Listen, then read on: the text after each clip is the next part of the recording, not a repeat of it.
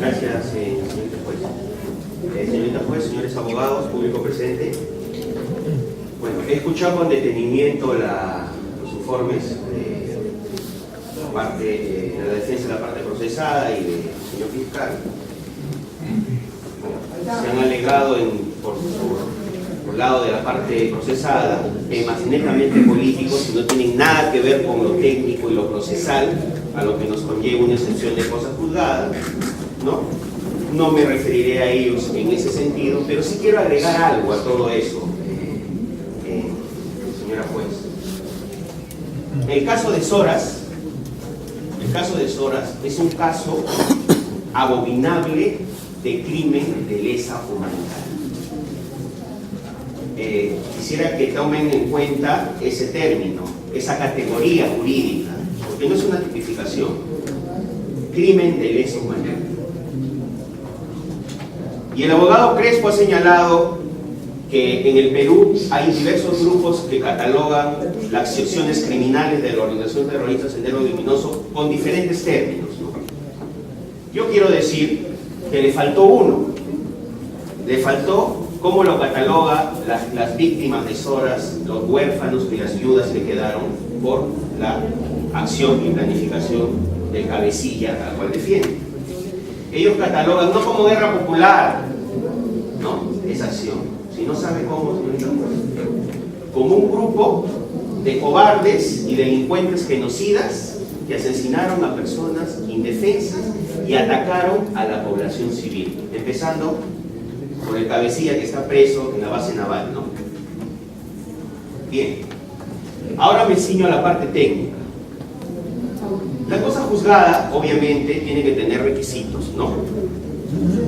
No es un mecanismo procesal que pueda aplicarse, ¿no?, como cualquier otro medio de defensa.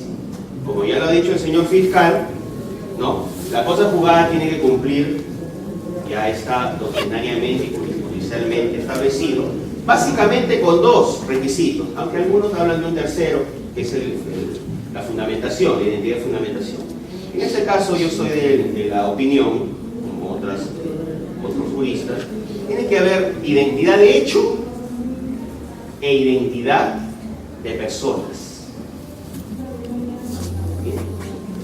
Efectivamente, en esta cosa juzgada se produce la identidad de personas, no se puede negar ello, porque Abimael Guzmán, Elena Parragués, son las mismas personas, ¿no? Ese es un hecho cierto.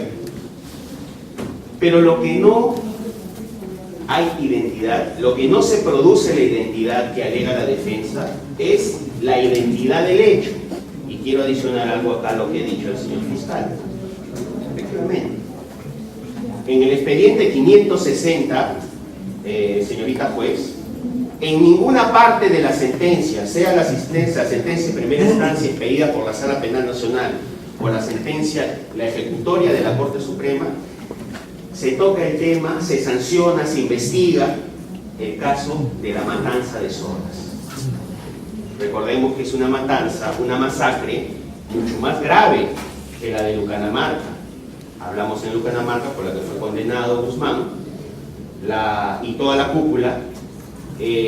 La matanza de Lucanamarca fueron 69 personas, ¿no? Población civil 69, y la matanza de Lucanamarca, de Soras, es 115, habiéndose hasta la fecha encontrado y exhumado los cadáveres de 60 personas que han sido entregados ya a sus familiares, quedando pendiente el resto. Por tanto, estamos ante un hecho mucho más grave. La identidad de hecho no se produce en este caso. El abogado, la defensa de los procesados que han deducido esa excepción, han alegado en su cosa juzgada, bueno, la escrita que a lo mucho son 2 hojas, según lo que me han notificado, y bueno, la han ampliado de manera verbal, oral, han adjuntado unas sentencias ¿no?, de la Corte, de la Sala Penal Nacional, no hay ninguna sentencia de la Corte Suprema, en la cual efectivamente hay unas resoluciones en las cuales han declarado fundada una excepción de cosa juzgada a favor de los procesados Guzmán y Peña Paraguirre. Pero hay una pequeña diferencia, mejor dicho, principal diferencia. Estamos hablando de crimen de lesa humanidad. Los hechos por los cuales se ha declarado fundada la acción, la excepción de cosa juzgada que alega la defensa, ha sido por delitos que no han sido catalogados como crimen de lesa humanidad, que no han tenido esa categoría.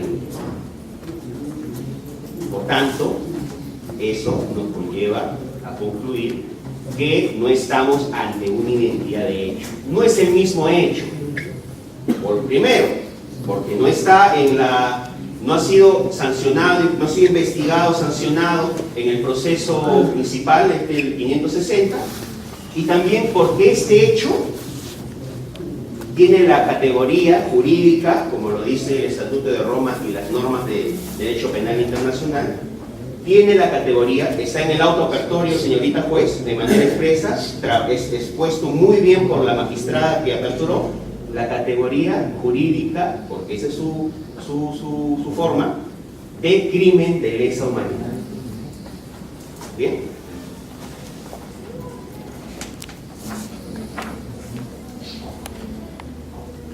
El Tribunal Constitucional ha establecido que no cabe ningún mecanismo de defensa procesal para un hecho que es catalogado como crimen de lesa humanidad. Y eso ha sido presentado en nuestra absolución al traslado de la excepción de los procesados, que lo hemos presentado, ¿no? Y que lo hago presente en la sala de esta manera. El Tribunal Constitucional ha establecido que la cosa juzgada es improcedente para hechos que constituyen crímenes de lesa humanidad, como en el presente caso. ¿Qué sentencia? Sentencia 679 del 2005, caso Santiago Enrique Martín Rivas, 2 de marzo del 2007. ¿Qué dice en su fundamento 58? Siendo ello así, cabe señalar que si bien el Poder Legislativo tiene la atribución de ejercer el derecho de amnistiar, es decir, olvidar el conocimiento del delito cometido por determinadas personas, lo que produce efectos de cosa juzgada, estamos hablando de la cosa juzgada, no de los mecanismos, cómo se llega a la cosa juzgada, es decir, olvidar el delito cometido por determinadas personas según ello no significa que el Congreso pueda cobijar en las leyes de amnistía a delitos de lesa humanidad, como el secuestro, tortura, ejecución sumaria de personas, por ejemplo, por cuanto la legitimidad de la Constitución reposa en la defensa de la persona humana y el respeto a su dignidad como fin supremo de la sociedad y del Estado, según el artículo 1 de la Constitución. Esa es una jurisprudencia que consideramos aplicable para este caso. Y hay una jurisprudencia más precisa que ella, que es en el caso 2488-2002 del caso Genaro Villegas Namuche, que dice en su fundamento 9: al lado de la dimensión colectiva, el derecho a la verdad tiene una dimensión individual, cuyos titulares son las víctimas, sus familias y sus allegados. Las personas directa o indirectamente afectadas con un crimen de esa magnitud, es decir, de lesa humanidad, tienen derecho a saber siempre, aunque haya transcurrido mucho tiempo desde la fecha a la cual se cometió el ilícito, en respuesta a lo que ha alegado la defensa, que han pasado muchos años, quién fue su autor, en qué fecha y lugar se perpetró, cómo se produjo, por qué se le ejecutó, dónde se hallan sus restos, entre otras cosas. El derecho a la verdad no solo deriva en obligaciones internacionales contraídas por el Estado peruano, hablando del derecho interno también, sino también en la propia Constitución política,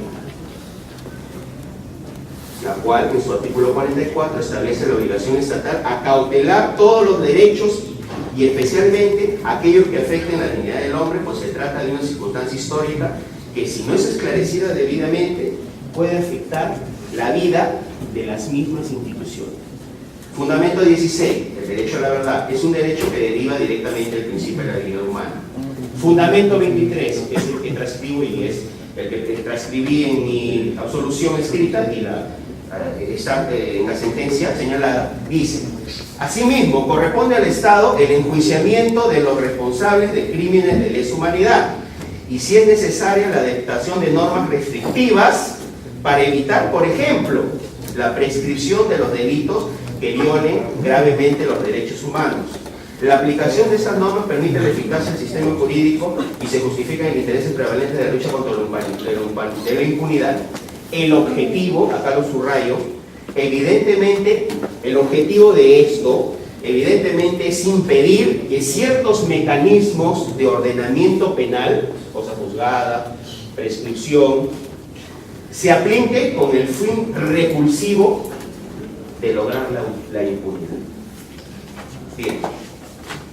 Queda claro que el Tribunal Constitucional ha señalado que en crímenes de lesa humanidad es improcedente cualquier mecanismo de defensa personal, ¿no? De defensa procesal. Y no solamente lo dice el Tribunal Constitucional. ¿O por qué lo dice el Tribunal Constitucional? Porque sí lo dice, ¿no? Porque sí lo dice las normas de derecho penal interno. Yo le digo a los abogados que de repente no han leído o no conocen que existe el Pacto Internacional de Derechos Civiles y Políticos. ¿Qué dice este pacto? Que es parte del derecho internacional, que a su vez es parte del derecho penal internacional. Dice en su artículo 15, efectivamente, nadie será condenado por actos o omisiones que en el momento de cometerse no fueron delictivos según el derecho nacional e internacional. Muy bien, efectivamente dice eso. Establece el principio de legalidad, ¿no? Pero ¿qué dice en su punto 2? Nada de lo dispuesto en el artículo anterior se opondrá al juicio ni a la condena de una persona por actos u omisiones que en el momento de cometerse fueron delictivos según los principios generales del derecho reconocidos por la comunidad internacional. El abogado Crespo ha señalado que se estaría aplicando el Estatuto de Roma en retrospectiva, es decir, violándose el principio de la retroactividad. Eso es falso. ¿Por qué? Porque no solamente el Estatuto de Roma no se puede ver las normas de derecho penal internacional ni los principios, no se puede ver sin suscribir solamente a un estatuto. Se tiene que ver como un derecho constitucional, o sea, como un derecho con varias normas. Y como lo dice en la sentencia del propio procesalista, el doctor César San Martín, en la sentencia contra el expresidente Alberto Fujimori, dice, el derecho penal internacional es un conjunto de normas. ¿Cuáles son? La declaración del 28 de mayo de 1915, donde ya se catalogaba delito contra la humanidad, de lesa humanidad. La declaración del 28 de mayo de 1915 de los gobiernos de Francia, Gran Bretaña y Rusia, a raíz de la Primera Guerra Mundial. La conferencia preliminar de paz de enero de 1919, el artículo 6 del literal 6 del Estatuto Tribunal Militar de Nuremberg, donde, esto es importante, el Estatuto Militar del Tribunal Militar de Nuremberg es donde se inicia y se endosa o se pone el término de crimen de lesa humanidad, ¿no? Ahí, digamos, empieza esta digamos, calificación a estos hechos criminales y abominables, ¿no? Y recordemos que el Tribunal de Nuremberg, el Estatuto de Nuremberg, estamos hablando del final de la Segunda Guerra Mundial, o sea, de julio de 1945. Parece que los abogados están un poquito desactualizados en ese tema, ¿no? El artículo 5 del Estatuto Tribunal Militar del Extremo Oriente, todas estas normas que se ven en conjunto, ¿no? Con el Estatuto de Roma. La Ley 10 del Consejo de Control Aliado del 20 de diciembre de 1945, el artículo 5 del Estatuto del Tribunal Internacional de la Antigua Yugoslavia, el artículo 3 del Estatuto del Tribunal Penal Internacional de Ruanda y por último el artículo 7 del Estatuto de la Corte Penal Internacional de Roma. Todas estas normas no se ven así, se ven de manera conjunta. Entonces, acá no hay ninguna violación al principio de retroactividad. En delitos de crimen, en crímenes que se catalogan como delitos de lesa humanidad, inclusive, si se rompe el principio del derecho a la prescripción, porque recordemos que en nuestro ordenamiento procesal no hay todos los delitos prescriben, salvo los del crimen de lesa humanidad, y no porque lo diga el código, y no por eso no va en contra del código, porque lo dicen los tratados. Los únicos delitos imprescriptibles, porque así lo ha reafirmado el Perú en su tratado, ha suscrito el tratado, son los de crímenes de lesa humanidad. Entonces, si está catalogado el crimen de lesa humanidad como imprescriptible, más aún, ¿no?, puede quebrarse el principio de la retroactividad en excepciones como estas, con las cuales son crímenes tan graves, ¿no? Y como tema final, señorita juez, si los abogados, si lo que alegan los abogados, ¿no?, sería cierto, nunca se hubiera podido condenar al Grupo Bolina y al expresidente.